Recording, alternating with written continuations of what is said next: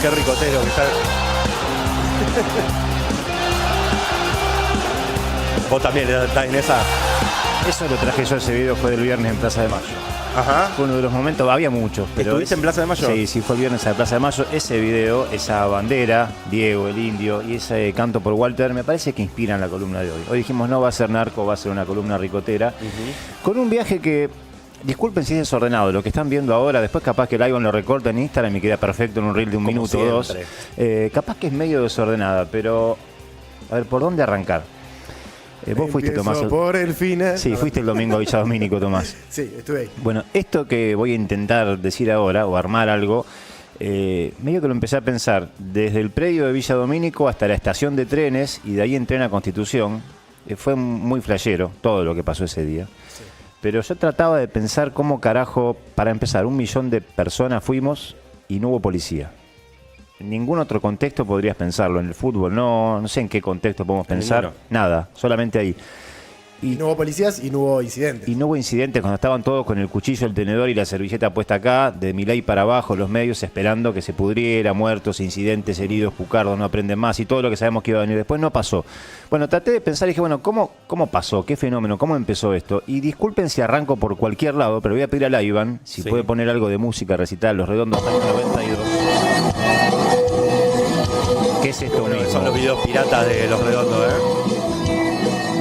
¿Ustedes se acuerdan cómo arrancaba el sonido de esta canción, disco Octubre, año 86? Bombardeos. Sí.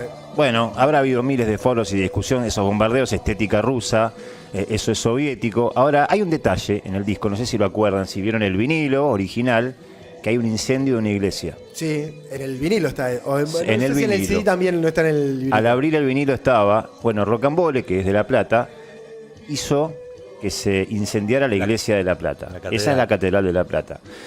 En la Argentina, años 55 antes del golpe a Perón, se incendiaron iglesias. Bueno, Rocambole nunca, viste que siempre jugó con la cosa de sí, no, te lo dejo ahí picando, entendelo vos, el indio también. Pero me puse a pensar y viajé en el tiempo, no a octubre del 17, sino al año 55. Junio del 55, bombardeos a donde, en la Plaza de Mayo. Más de 300 muertos, más de 1000 heridos.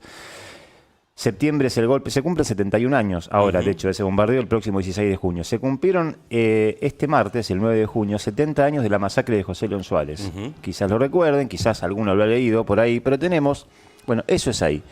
Ese es el libro que escribe Rodolfo Walsh, básicamente para quien nunca leyó a Walsh y no leyó esto y no sabe que fue José León Suárez. 8 de junio, en la noche, se intenta hacer una contrarrevolución en contra de la fusiladora que estaba en ese momento, un golpe militar. Tengo por ahí la tapa, si la querés mostrar, Iván, del diario. Fíjate, léelo vos. Implantóse, mirá lo que me hace leer, implantóse la ley marcial. Será fusilado en el acto todo perturbador de la tranquilidad. Tranquilos medios del 55. Bueno, esa es la tapa de Clarín. Sí. No estaba Mañeto, no sé si había nacido en ese momento, pero bueno, ese era el título que tenía el 9 de junio del año 56, en un bar de La Plata, en el que iba a jugar al ajedrez Rodolfo Walsh, que en ese momento era apenas un escritor medio, se puede decir, cheto, no era del... Un poco gorila. Sí, hecho. era Él gorila, lo ha se dicho. puede decir. Bueno, no estaba vinculado al pueblo ni a sus causas. Escucha, alguien le dice, hay un fusilado que vive. Ese era Juan Carlos Libraga. Así arranca el libro, de hecho, es impresionante, es una clase de literatura, porque vos lo ves y lo primero que lees es, hay un fusilado que vive, no hay manera de no seguir leyéndolo. Si querés aprender a hacer periodismo, tenés que leer, te dicen, A Sangre Fría de Truman Capote y este libro de Rodolfo Walsh. Bueno, esa frase, hay un fusilado que vive, abre una investigación para un tipo que dice, che, ¿qué pasó? Y se da cuenta que habían fusilado a militantes peronistas antes de que se decrete la ley marcial, o sea, eran fusilamientos ilegales. Eso es el libro, Operación Masacre, y volvé ahí, van a la tapa. Esa tapa, a todo ricotero o ricotera, ¿a qué le remite? El anterior, Iván. A lo que viene después, que es la tapa de Bang Bang, Estás Liquidado, Sí, del año 89. año 89. Es un cuadro de Goya, el original, que toma Rocambole para hacer la tapa de ese cuadro. Y yo me metí y dije, ¿por qué hago este viaje en el tiempo de la fusiladora, Operación Masacre, Rodolfo Walsh, Rocambole? ¿De qué hablaba acá Rocambole? Digo, ¿por qué aparece esta tapa año 89? Y vamos al año 91, 19-20 de abril, recitales en obras, por ahí está seguramente la convocatoria. Mezcla ahí la estética de la entrada, porque era mitad convocatoria para presentar Bang Bang, pero la tapa tenía algo de octubre. Entre los que iban a hacer recital estaba Walter Bulacio. Ahí está, 17 años de Aldo Bonzi, no tenía guita para la entrada, su abuela Rosa le regala la plata para la entrada, Dicen los informes, yo la verdad que no me acuerdo, yo estaba en ese momento, en esa época, pero no me acuerdo por los cambios de dinero, 120.000 australes, no me acuerdo si estaba en Australia o qué. Bueno, estaba en la puerta del recital y viene una racia.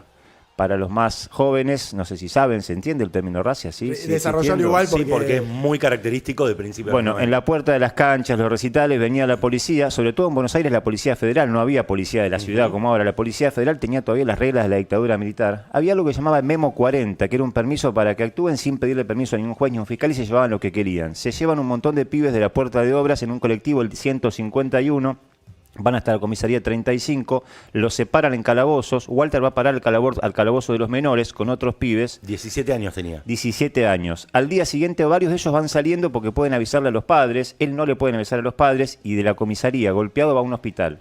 Va al Pirobano, de ahí va a otro hospital más y una semana después muere. Antes de morir, llega a hablar con el padre, le dice, pa, me cagaron a palos la policía. Me cagó a palos la yuta, y le señala acá.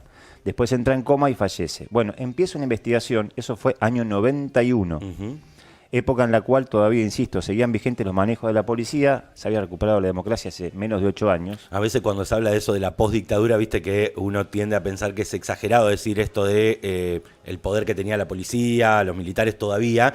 Bueno, en ese momento la policía básicamente te podía detener, matarte en una comisaría. Capaz que hoy eso es un escándalo. Bueno, a partir del caso Bulacio se convirtió como en algo, ¿no? Cambió mucho, la violencia institucional tuvo otro carácter. La Correpi, de hecho, existió a partir de aquello, no existía en ese momento. Pero tengo por ahí una curiosidad, no tiene nada que ver, es simplemente una curiosidad. Walter fue golpeado por la policía el 19 de abril a la noche, murió una semana después, el 26 de abril. Fui a buscar la tapa del día siguiente para ver si ese día había algo. Claramente no era noticia todavía. Fíjense en lo que había pasado ese día, el día anterior. La policía detuvo a Maradona, roban en Uruguay pruebas de la conexión argentina y pronostican 6.000 casos de cólera en la capital. ¿Se acuerdan para los maradonianos? Mira, acá hay uno, Juan Cruz Revelo. ¿Se acuerdan los maradonianos cuando Diego le da el doping positivo en el 91, se viene a la Argentina, le hacen una cama, lo meten preso en Caballito? Eso fue un 26 de abril y yo la verdad que no me acordaba. Cuando busqué el diario me acordé. Claro. El mismo día que detienen a Diego, moría Walter Bulacio. Mirá vos. Que ese día no fue tapa y tampoco sería tapa muchos días después.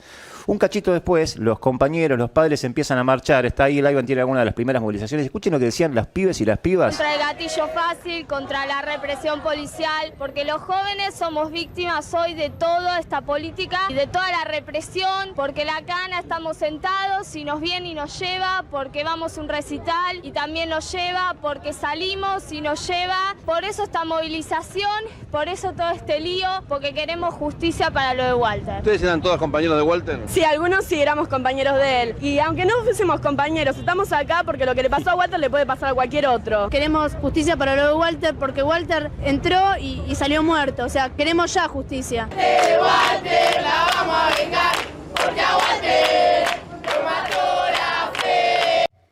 La claridad conceptual de esas pibas es tremenda. Tremendo, sí, sí. Tremenda. Y está por ahí va otro testimonio que es ¿Cuándo el se del le padre. notificaron lo que había Padre y la sucedido? abuela. Eso Claro. no, nadie me notificó. A mí me notificó un chico que estaba detenido junto con él, que llegó hasta casa para avisarme. Pero a mí no, en ningún momento me notificaron, cuando él tenía teléfono, tenía dirección y todo para poder llamar. ¿Alguna vez tuvo algún problema? Es decir, participaba siempre de estos recitales, asistía, nunca tuvo problema. Mire, mi hijo tenía dos debilidades, que era hincha de San Lorenzo.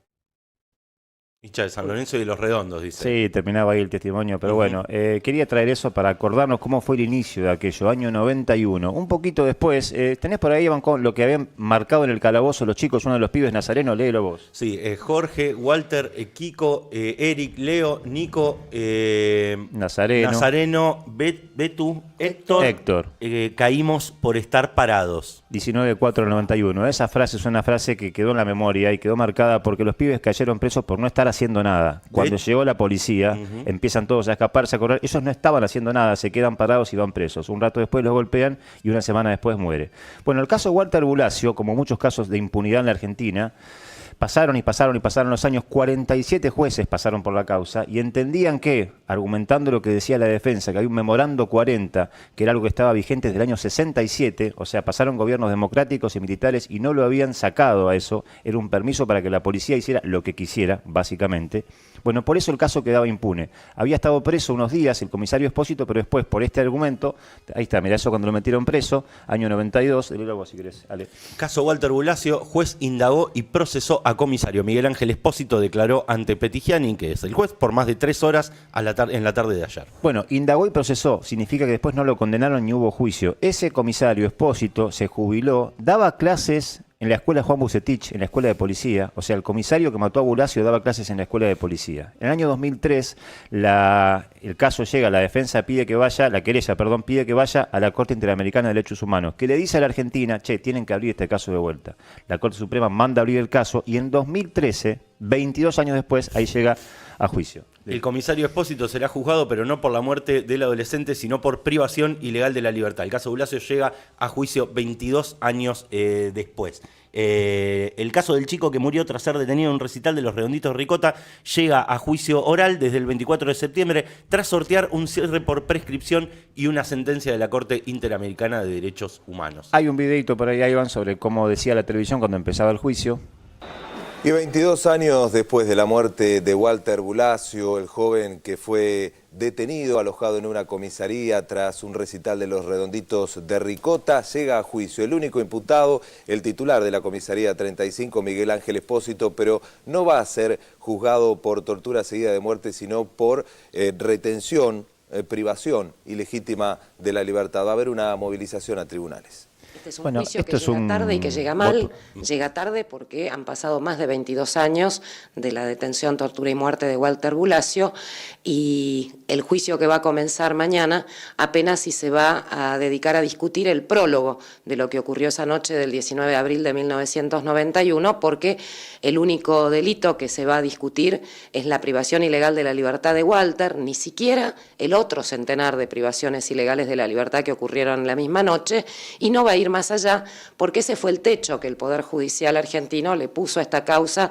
ya desde el primer momento. Ahí vamos. Ni el comisario Miguel Ángel... Claramente es una muestra el caso Bulacio. Bueno, para quienes cantan en un recital, en una cancha, la memoria de Walter, está claro de qué lado está la memoria, pero la justicia y el poder hizo esto, es impunidad. Cuando se condenó al policía Espósito, al comisario, fueron 3 años de cárcel, como ya había estado... 22 años después. 22 años después, quedó 3 días preso y después se fue a su casa. 3 días preso. 3 días preso. Eso es lo que pasó con el comisario Espósito por el caso Walter Bulacio. Perdón, pero es un caso muy parecido a lo que nosotros conocimos, el caso de Franco Casco, por ejemplo, que te enganchan en la calle, en este caso eran racias a espectáculos públicos, por eso también hay toda una... se emparenta con los Redondos y se debatió mucho sobre eso y demás, pero digo, es un caso muy parecido, te levantan en la calle, te meten en la comisaría, te cagan a palos y te matan ahí dentro y después se empieza a dilatar, en ese momento me imagino con mucho más fuerza porque la policía tenía más llegada. Era la federal de esos tiempos. Bueno, quería traer esto como recuerdo y un viaje en el tiempo para entender también por qué y pensar esto de 1 millón de pibes, pibas, gente en Villa Domínico, en paz, como estuvimos, despidiendo al indio, en ese lugar que no me parecía menor, el hecho de ser en el conurbano y esta memoria histórica del 55, 56 y todo lo que pasó. Después, bueno, obviamente eso después lo hablan ustedes, tuvo mucho que ver el caso Walter con cómo después los Redondos hacían su fiesta, su misa, dónde tocaban, la presencia o no de la policía. Pero si querés, para despedirnos, unos segunditos de los Redondos en Montevideo, año 2001, cuando se cumplían 10 años de la muerte de Walter Bulacio. Hace 10 años ya, 10 años. Y los asesinos están sueltos y está el cariño genuino de la abuelita y de los amigos. Por eso teníamos ganas hoy, sin más palabras, dedicarle este tema a Walter.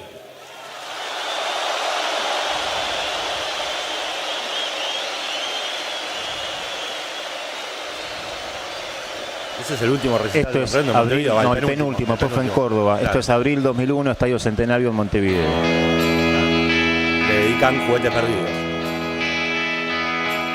Siempre hubo ahí un ida y vuelta, ¿no? En esta cuestión de si que ellos por ahí no se involucraron en las marchas, pero en realidad siempre hay muchos registros del indio mandando saludos a la banda de Aldo Bonzi, que era un poco la banda de Walter. A la primera marcha, las crónicas dicen que el indio fue o que quisieron ir y que la gente le pedía autógrafo y foto y lo demás, entonces después no fueron más y ellos dedicaban el saludo a la banda de Aldo Bonzi en los recitales. La abuela le facturó varias veces que no se acercó o que no mediatizaba el caso. Él dijo no quería mediatizarlo. Formas distintas de meterse en un tema y de hablar del tema, ¿no? Pero yo por eso quería cerrar con esto porque me pareció un homenaje justo para hacer en esta semana ricotera. Rodrigo Miró pasó por esta mesa ricotera de Factos